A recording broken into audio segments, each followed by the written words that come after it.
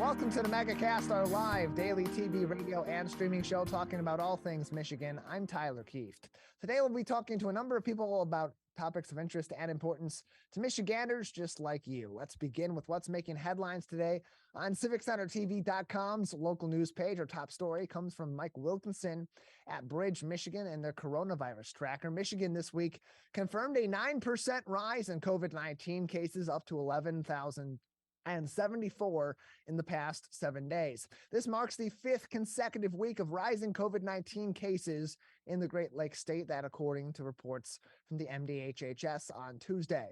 Additionally, this week, Michigan saw 100 COVID-19 related deaths, that number down from 147 over the previous week. On Monday, 1,375 people in Michigan were hospitalized with COVID-19. That's the highest number of hospitalizations at any one given time since February 23rd of this year.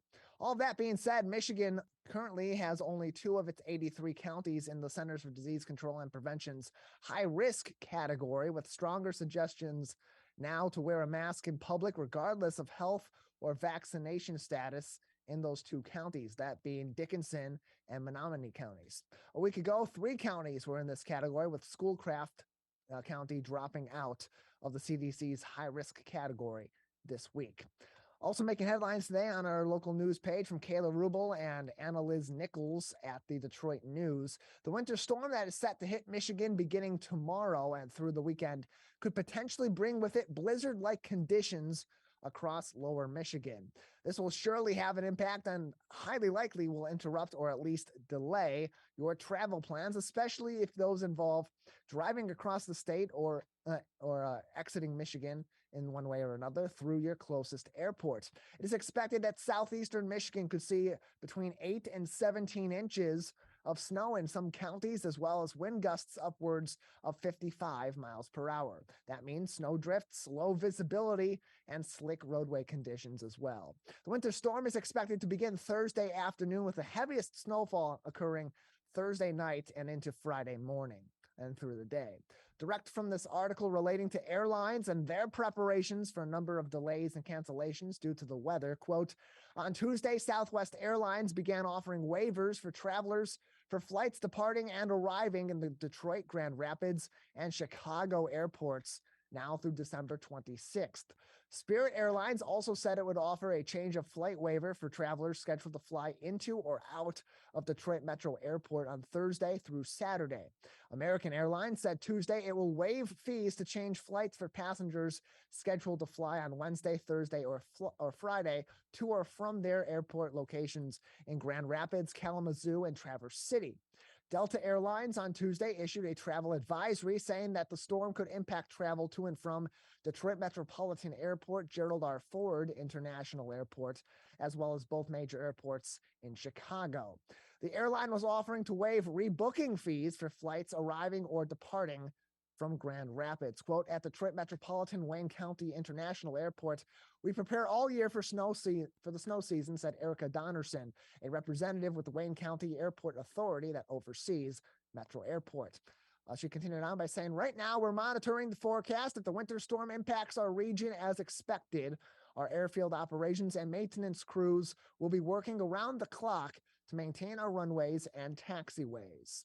Donnerson said the airlines decide when to delay or cancel flights or to offer waivers. Quote, anyone traveling this week should see if waivers are available. Also, we always encourage travelers to check their flight status by contacting their airline online, by app, or by telephone before heading to the airport, and closed quote.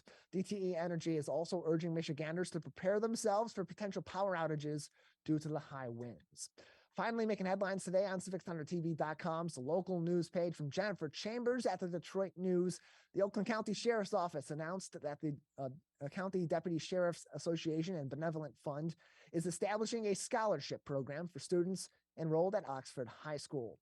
The scholarship will be for students to attend Oakland Community College, and kicked off by raising $24,000 by way of sale of Oxford Strong pins. In April, 5 scholarships will be awarded to students at an awards ceremony. For the holiday season, the fund also adopted 12 families and donated over $14,000 through memberships and local business partnerships.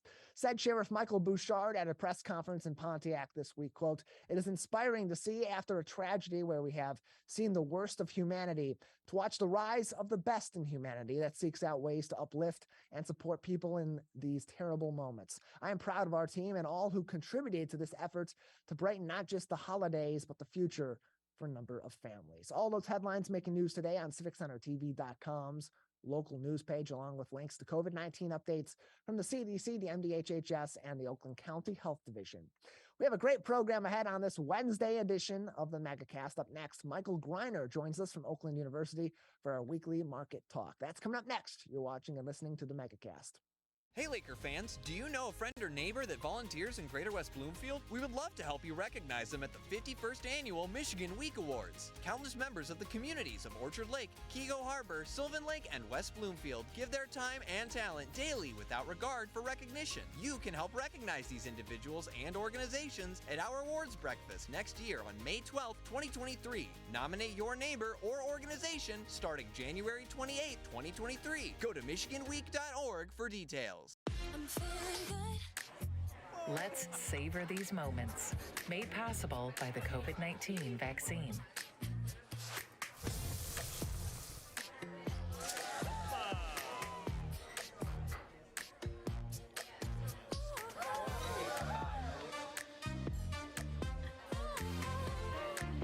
Keep the dining out going by keeping yourself protected and your COVID-19 vaccines up to date. My Michigan TV is streaming everywhere on Apple TV, Roku, Fire TV, and more smart TV apps. My Michigan TV is on your phone too. Take us with you wherever you go. Just search for My Michigan TV on your favorite app store or visit mymitv.com. All Michigan, streaming everywhere. My Michigan TV. Can I ask you a question? Why do you want to get the COVID-19 vaccine? I don't like getting sick. The virus will die. It will be easy to not catch it. Keep my family safe and keep playing soccer. Because I love being vaccinated. What's your hope for everyone? I hope everybody gets the vaccine to keep safe and strong. Be like happy, having fun everywhere. Everyone stay safe and hope you get the vaccine.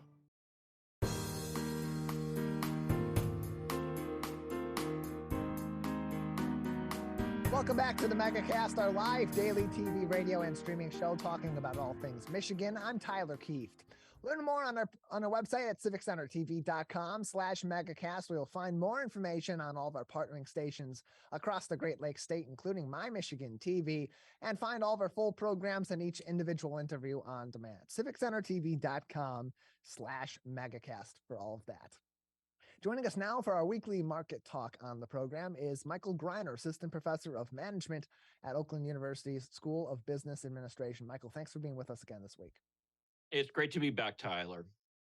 Good to have you with us. Still plenty of a lot going on across the U.S. economy and certainly the world economy as well, Michael. And currently what's making quite a big impact in the United States, of course, has been the government's work to combat inflation. And so because of all that, certain economic issues or economic related issues that have maybe fallen to the wayside a little bit here in Michigan and across the union, including Congress working on a deal that will prevent a government shutdown. We've seen situations like this before that have come up, and usually these have been pretty big pieces of news, but kind of sneaking through the news cycle of late. Give us an update on that.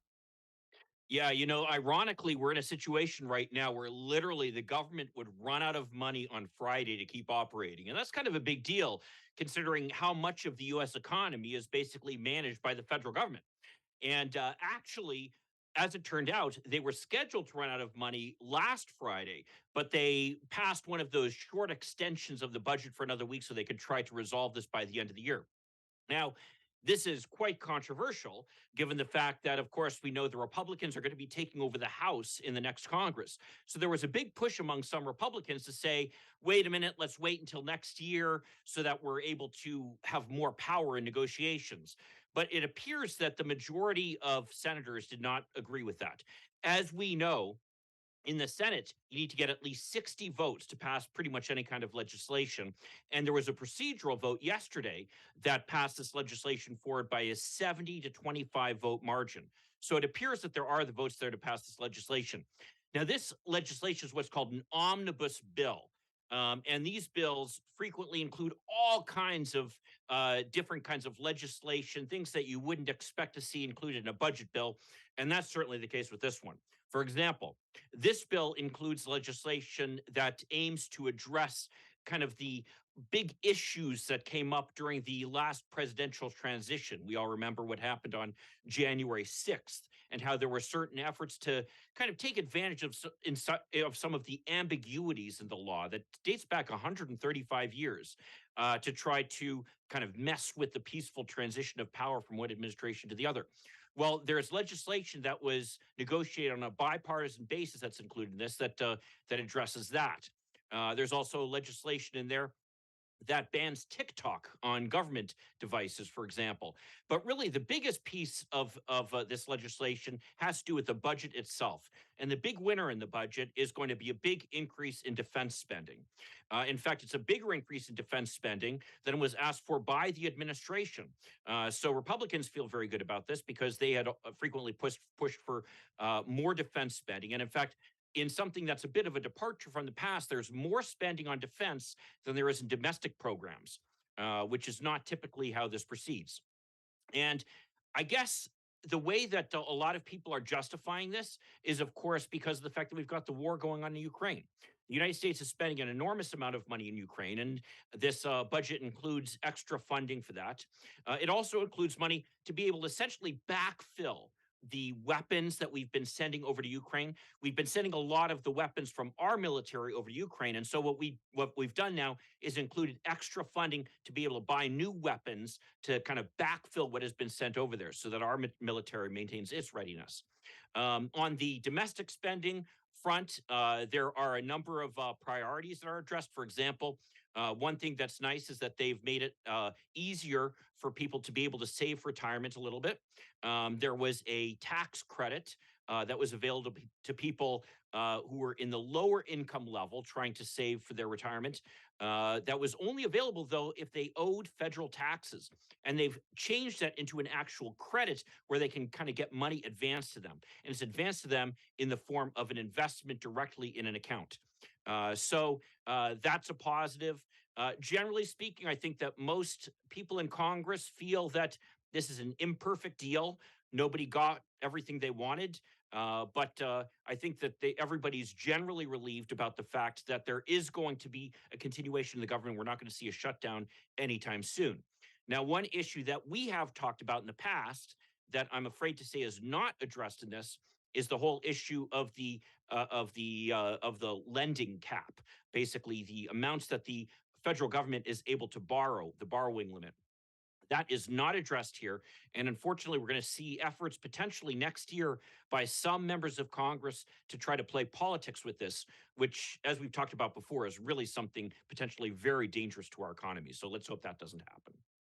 Yeah, we've seen political games be played on both sides of the aisle in the past for a number of issues that have led near or to a government shutdown, especially with everything going on in the economy right now. That government shutdown would have a much greater impact, I would believe, than ever before. Joining us on the Megacast is Michael Greiner, Assistant Professor of Management at Oakland University School of Business Administration. With us on today's program, our weekly market talk with Michael Greiner. And Michael, similarly, from what we've been seeing earlier on in the pandemic, as things started opening back up, the flipping of the housing market going from being more of a buyer's market to a seller's market and back and forth and back and forth, all of that resulting now in housing prices continuing to experience a drop. And so with that comes fears of the last recession in the U.S. and what was the final precursor for that which was the housing crisis in 2008. How does this compare, these drops now, to the drops then? Should we be expecting, or could we potentially be expecting, a similar housing crash or near crash as we saw in '08?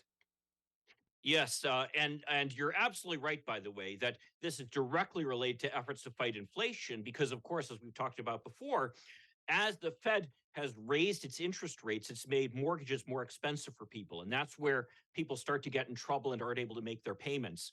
I can certainly understand, by the way, how people are really worried about a repeat of the 2008 housing crisis. I was actually working as a bankruptcy attorney during that period, and I can tell you, I saw where people were struggling with being unable to keep their homes and the pain that it caused to so many people.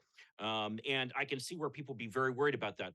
Fortunately, this is actually kind of a bit of a success story, I think, in the government response to that crisis, where there were additional efforts and controls put on the way that mortgages are originated to require people to have a little bit more equity in their homes before they're able to borrow mortgage funds. You see, the big problem that we had back in 2008 was that banks were lending up to the full value of what the house was worth, and maybe even beyond that. I remember during the lead up to that, there being loans for mortgages for 125% of the value of the home.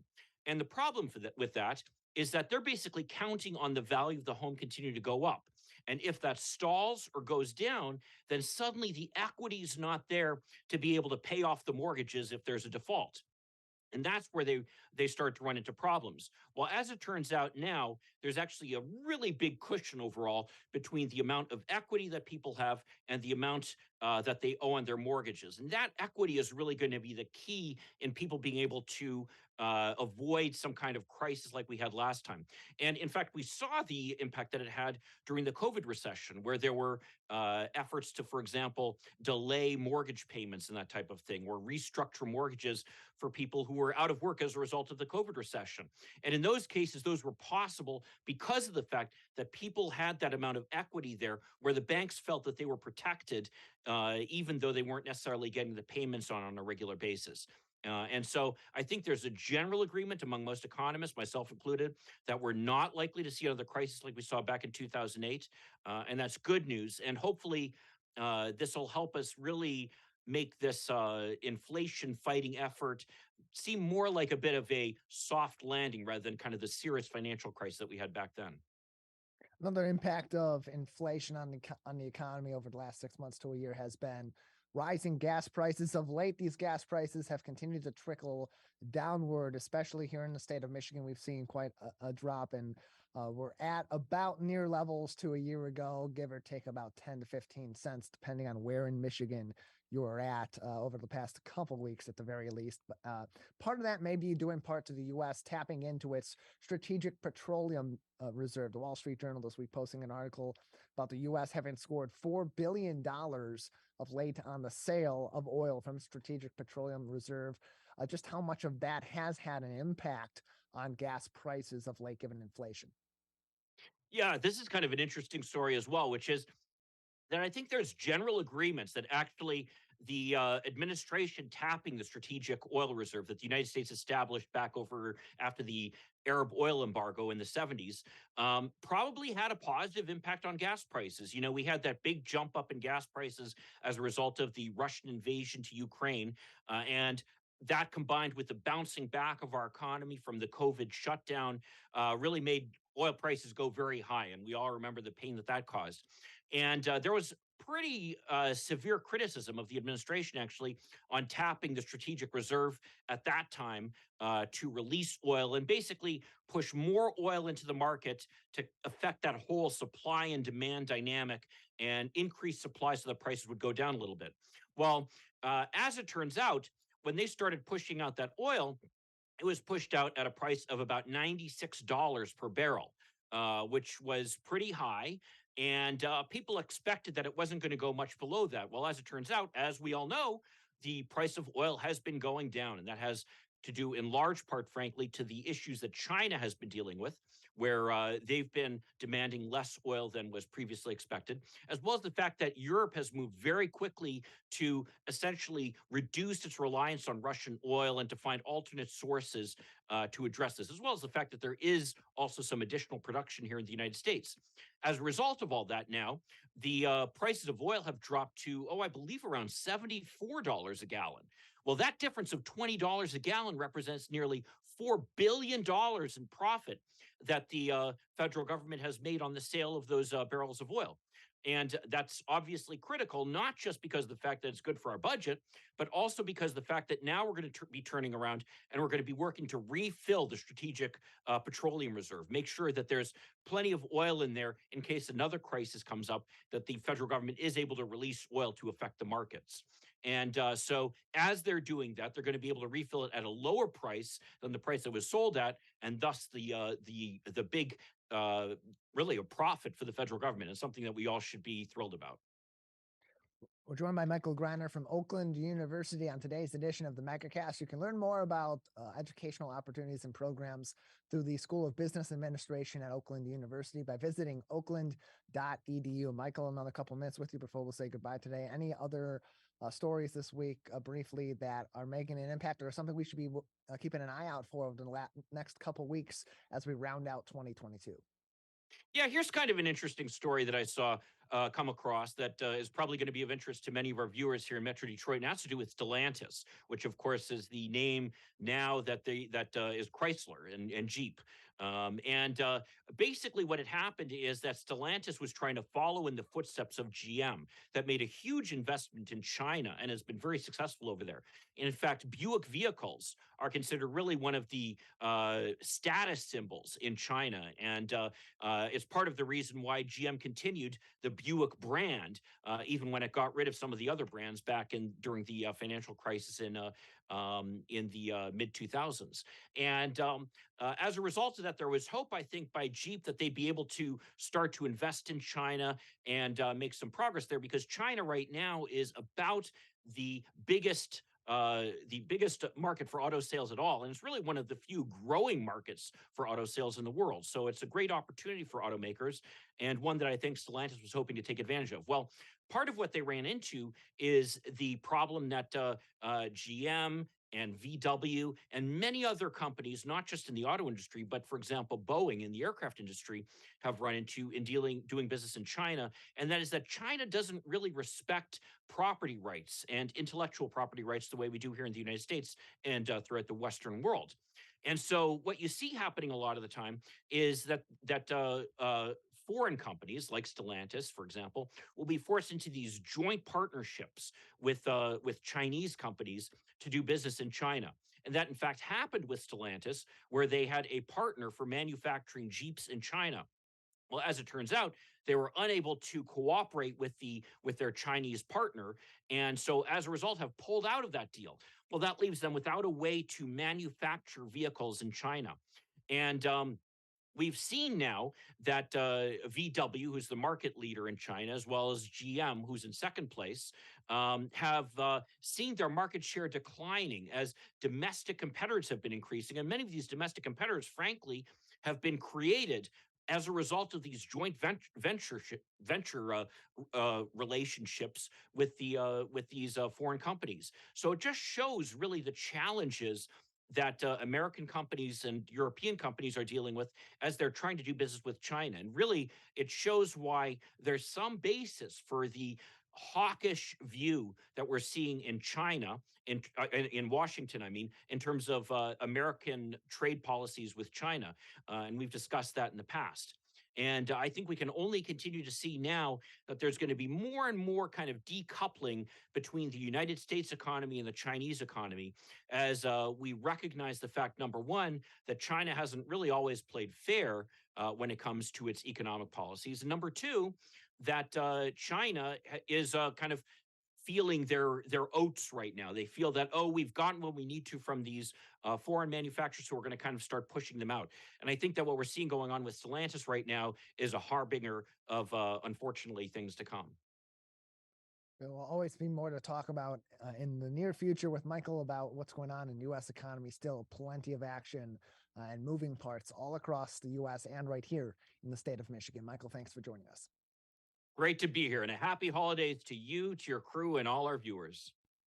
You as well, Michael. We appreciate it. We'll be joined with him again in the new year. Of course, these being our final shows this week of 2022. We'll take a break on the Megacast. On the other side, we'll be joined by the business development manager at Detroit Canine Pet Supplies. It's a great time of the year for bringing new pets into the home. A lot of people during this time of the year will add to their family with new four-legged friends, and especially dogs. But there's a lot to consider before and especially right after you bring a new pet into your home. Dante Dasaro will join us next from Detroit Canine Pet Supplies on the Megacast.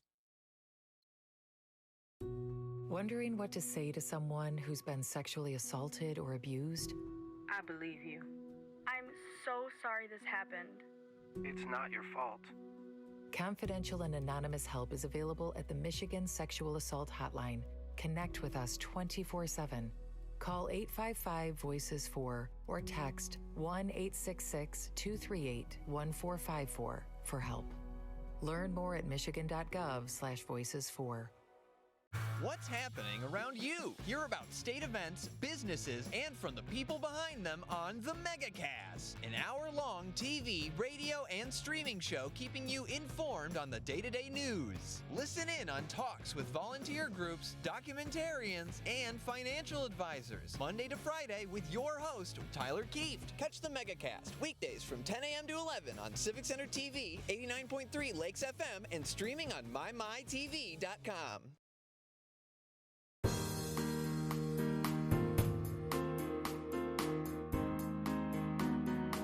Welcome back to the Megacast, our live daily TV, radio, and streaming show talking about all things Michigan. I'm Tyler Kieft.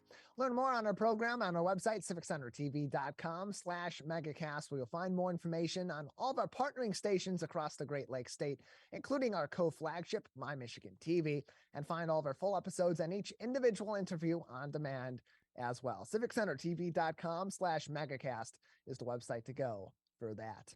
The holidays are a popular time of the year to bring new pets into your homes, including puppies and dogs. But there's a lot to consider before you bring a new member of your family into the home, especially as you go through the holiday season, get ready for a new year, set your goals into motion. It's important to not put to the wayside acclimating new pets to new environments. Joining us now to talk about some of the ways you can make that transition smooth and safe and effective for your pets is Dante Dasaro, digital specialist and business development manager at Detroit Canine Pet Supplies. Dante, thanks for being with us today.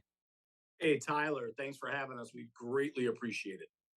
Yeah, glad to have you on. It's an important topic to discuss because the holidays, it's a very popular time of the year to bring puppies or dogs into your home, other pets as well. But like we also saw at the onset of the COVID-19 pandemic, there are some pitfalls to that too, especially if people aren't properly preparing themselves, their homes, and eventually working and preparing these pets for a smooth transition. So as people are getting ready to maybe bring a puppy or another pet into their home this holiday season, what are some of the first considerations that they should be making? Well, it is a big decision, and ultimately, to bring a puppy into the house, it's a family decision. It's a big responsibility in regards to one of the things you have to consider is, do we have the time? It takes a family, just like they say, it takes a village to raise something. It definitely takes a village and a family to raise a new puppy.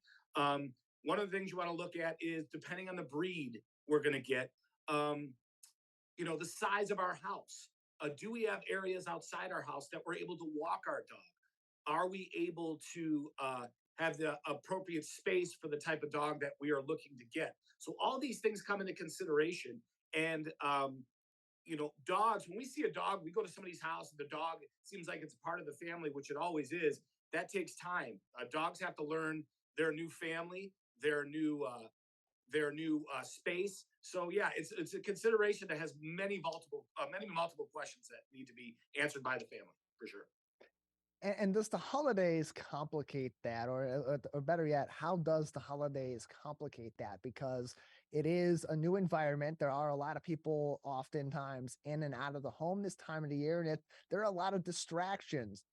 So for you, I'm seeing this happen on front lines, or at least talking to a lot of people this time of the year that are making these sorts of transitions. Would you suggest that this is a good time of the year for that, or a time of the year you should really put even more careful consideration into adopting or buying a pet?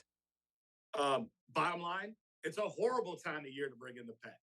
I mean, January and February would probably be the best. So if you want to do that late little Christmas gift to the kids, I really recommend. There's so much going on. I mean, Tyler, what do you got going on this week and next week? What does every family have going on, right?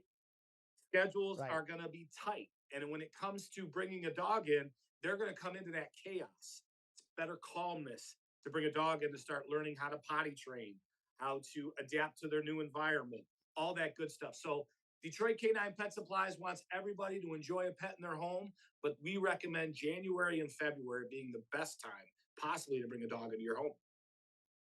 We're joined by Dante Dasaro on today's edition of the Megacast. He is the digital specialist as well as the business development manager at Detroit Canine Pet Supplies. Joining us on the program, Detroit Canine Pet Supplies. You can find them online, DetroitK-9.com. DetroitK-9.com is their website for more information, and you can also find plenty of information on the products they provide there, different departments, get in contact with them, all that information on their website right there for you. Can also call them 313-397-1097,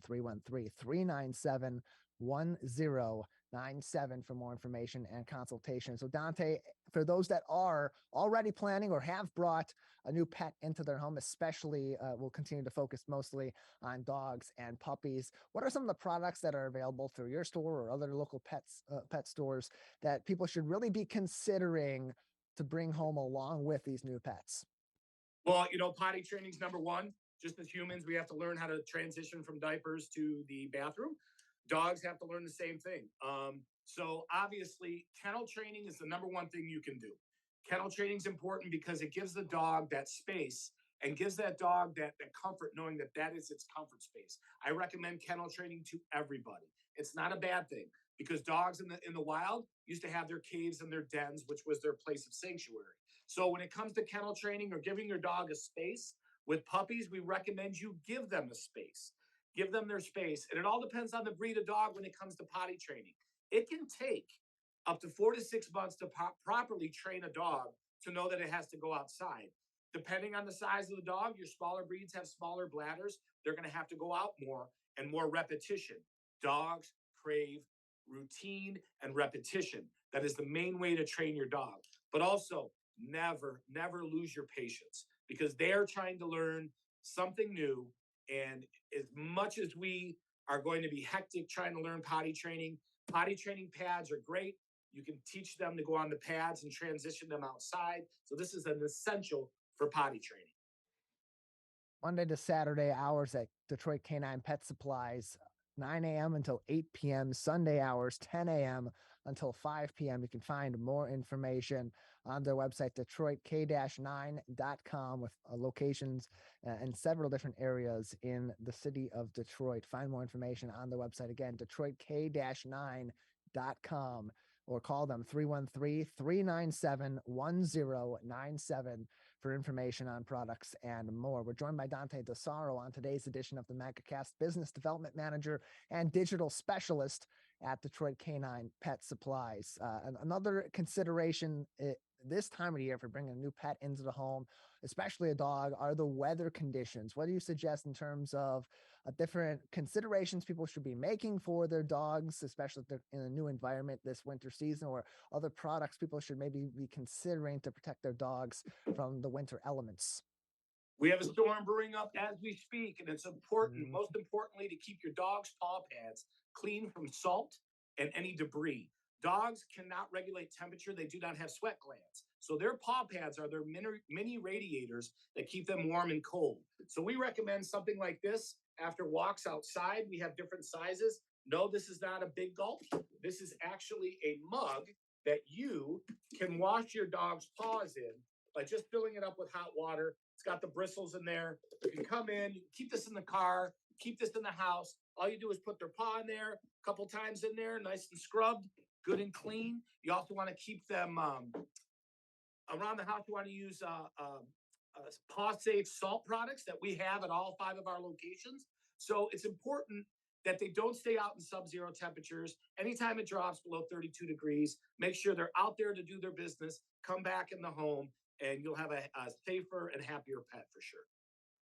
If people are considering, Dante, getting a pet this holiday season or following your advice from earlier and waiting until a little bit after the holiday season as the dust settles from Christmas and the New Year to bring a new pet into their home, they're trying to consider if it's a good idea, what kind of pet they should be bringing into their home. How can talking to a professional at their local pet supply store, including Detroit Canine Pet Supplies, be a helpful step to take before you're making that final decision?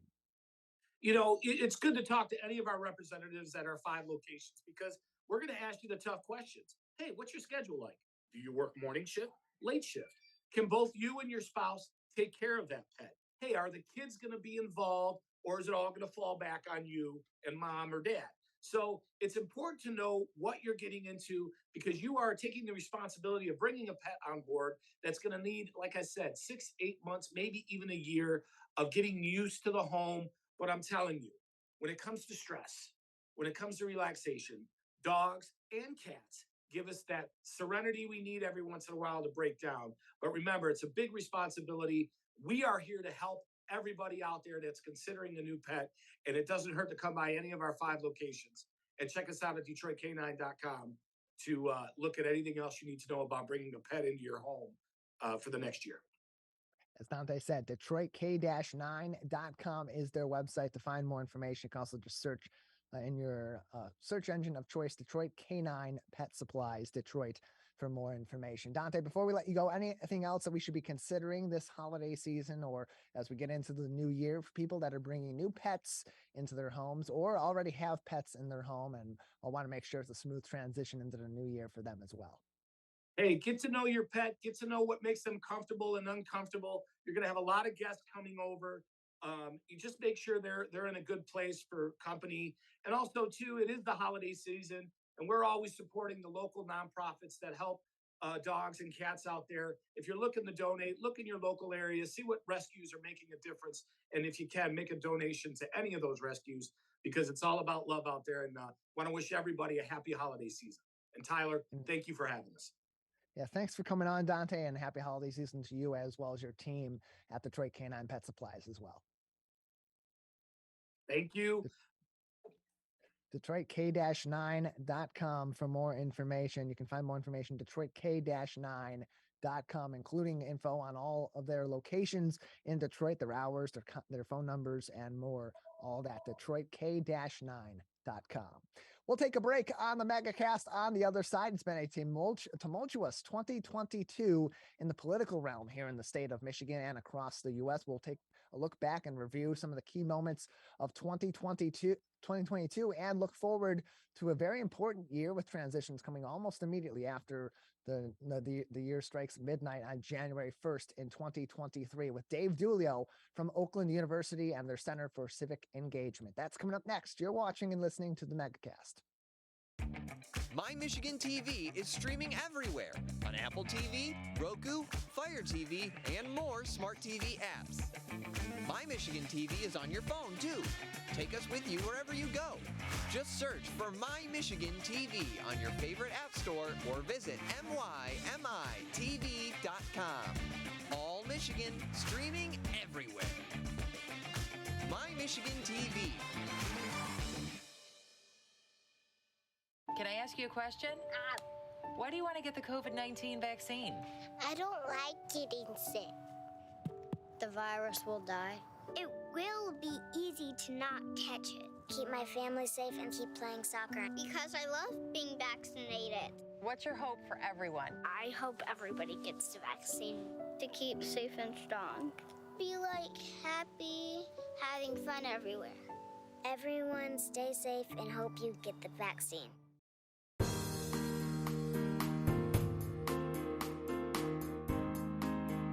Welcome back to the Megacast, our live daily TV, radio, and streaming show talking about all things Michigan. I'm Tyler Kieft. Of course, you can learn more information about all of our partnering stations and find us on demand on our website, civiccentertv.com/megacast. Joining us now on the program to talk about everything happening in the political world here in the state of Michigan and around the U.S. is Dave Dulio, professor of political science at Oakland University, where he also serves as the director of their Center for Civic Engagement. Dave, thanks for being with us today. Hey, it's my pleasure. Good to see you, Tyler. Yeah, good to see you as well. We're wrapping up the 2022 calendar year, and it's been quite the interesting and very important year for politics here in the state of Michigan and around the U.S. What are some of your key takeaways, both in Michigan and nationally, in politics from 2022, and what sort of impacts could they have in the future of politics, not just in 2023, but beyond? Sure. Well, I think at the top of the list has got to be the Supreme Court decision in the Dobbs case that overturned Roe versus Wade. You know, that that shook the political ground in Michigan, in Washington, and frankly from coast to coast across the country. That's got to be the top sort of result, if you will, or top dynamic of the year. I think second is got to be the failure of Republicans to take advantage of a very favorable electoral environment in the midterms. Part of the reason that they weren't able to take advantage was that Dobbs decision, right? And Democrats made those issues central to their fight against Republicans. But there were still some other reasons that Republicans dropped the ball, and I think gave away a generational opportunity to make historic gains in at the federal level and even at the state level. And I would say third, you've got, let's go back closer to home here in Michigan. The redistricting that occurred in 21 was applied in 22, so I would add that here. And then the reelection of Governor Whitmer and Democrats flipping the state House and state Senate, big impact that will certainly be felt into next year. You talk about the Democrats here in the state of Michigan flipping the House and the Senate, now controlling both the legislature and the executive office, with Governor Whitmer also being reelected in the 2022 midterm elections. There's plenty to be on the watch for in the state of Michigan in 2023, especially because of the changing of the guard of power in Lansing. What should Michiganders really be focusing on or looking out for going into 2023, and maybe be expecting from this new leadership at the top levels of the state government here in Michigan next year? Yeah, I think it'll be really interesting to watch how Democrats with unified party government, right? Now they have all three levers of power, four if you count the Supreme Court, right? With a majority of Democratic aligned justices. But, what do Democrats do with this newfound power? Do they come out of the gates in January with their foot on the gas and pedal to the metal, or is it a slower approach where maybe we look to the governor's State of the State address to see what those priorities are going to be? I think you're likely to see some things move pretty quick, but also not step on the toes of the governor, who's going to want to make that State of the State address a highlight of the year for her administration, and really use her. It's fair to call it an overwhelming victory against Tudor Dixon in terms of how she campaigned and the more than 10-point margin in the outcome. So I think that she's certainly in a position of strength, and I think she's going to want to keep that going. It'll also be really interesting to see maybe more into 23 if the continued scuttlebutt about her being a potential presidential candidate continues. She has said very firmly, right, as you know, that she's not looking to do that. But as you also know, Tyler, never say never in politics, and 2024 is it's right around the corner. Yeah, the big thing to be keeping an eye out for in the Democratic Party in 2023, I believe, is going to be what decisions are made with Joe Biden and whether or not he'll run for re-election in 2024. And beyond that, then what happens with Kamala Harris if should Joe Biden decide not to run? Is she the presumptive candidate, or are the Democrats looking for that next home run kind of candidate, which indications are showing Governor Whitmer is on that short list? A big story to follow in 2023. Dave, this week also big news on the federal level. The U.S. House Select Committee on investigating January 6th, the attack on the Capitol on January 6th, voted unanimously on Monday this week to recommend the Justice Department pursue criminal charges against former President Donald Trump in relation to the incident on January 6th, 2021, as the Electoral College was being certified by both chambers of Congress, as well as famously participation from, as usual, by Vice President Mike Pence at the time. How may this affect his chances of reclaiming power in the Republican Party in 2023, or really where could this potentially be going, given that in the federal politics, the House is being flipped to Republican majority in 2023?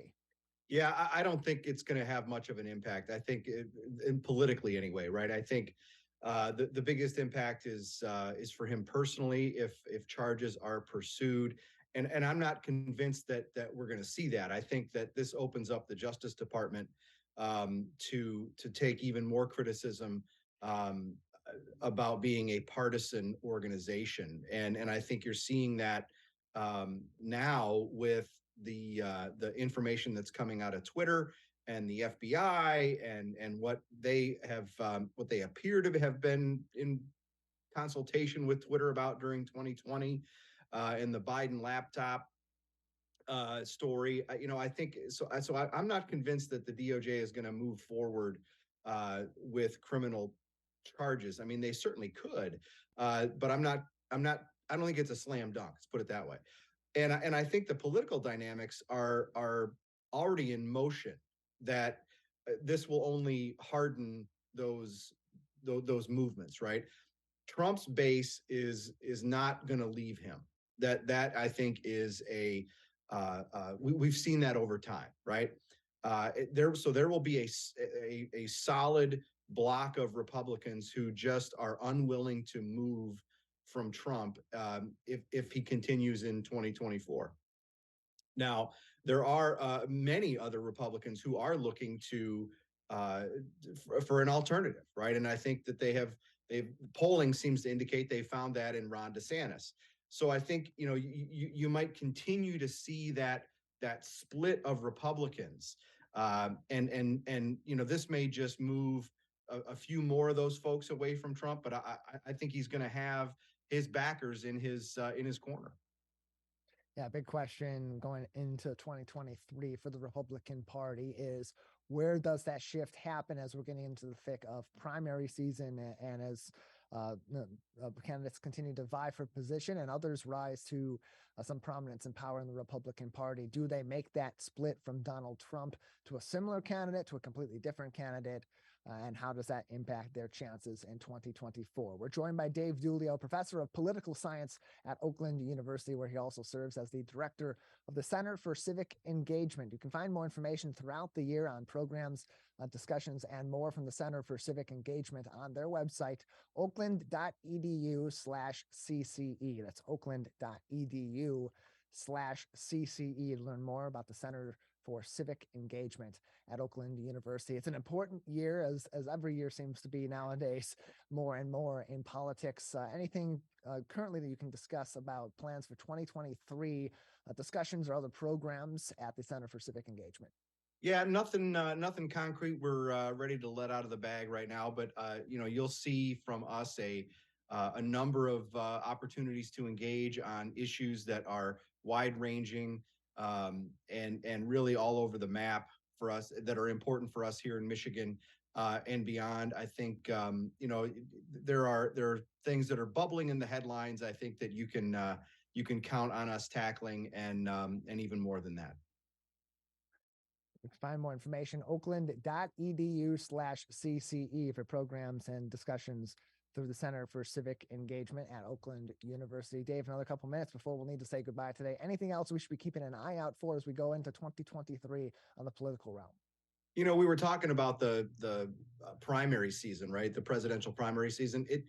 A year from now, Tyler, we're going to be talking maybe on the same day at the same time about an upcoming presidential primary in Michigan. It appears that Michigan is going to move further up into the calendar, which is going to give Michigan a really big say in who becomes the nominee, certainly in the Republican Party. And if there is a contested primary on the Democratic side there too, so it'll be really interesting to watch how Michigan positions itself, and if in fact the placement of the primary is where it appears to be going, right? And there's a battle brewing and being played out, as we speak, I guess, in some corners of the Democratic Party about the jockeying of states and where they're going to go and who's going to go first. But Michigan appears to be poised to move up. So, we're going to have a real big impact, more so than in the last couple of cycles. And I think that's a good thing for the state. That's important. And I think it's going to give us a lot to talk about moving forward. Yeah, Michigan, a very important state for both parties as it continues to be shifting over the last couple elections, more Democratic, but certainly is very purple across the board still at this time. Dave, thank you so much as always for joining us.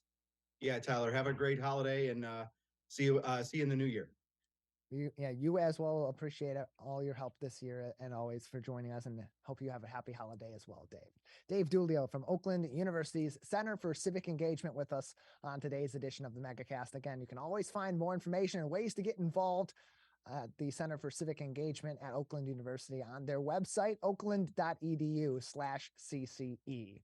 That will do it for today's edition of the Megacast. As always, want to give a big thank you to you for joining in on today's program, whether it be live or live to tape. You can always find us Monday through Friday on our regular weeks from 10 a.m. to 11 a.m. and find us on demand on civiccentertv.com/Megacast. Huge thank you as well to all of our guests on today's program, as well as our crew at the studio of My Michigan TV, Jared Clark running the show today at Master Control, and making this program possible each and every day this week. Of course, again, find all of our programs as well as today's episode and interviews on demand, civiccentertv.com/Megacast. That does it for this edition of the Megacast. We'll return soon with a new episode.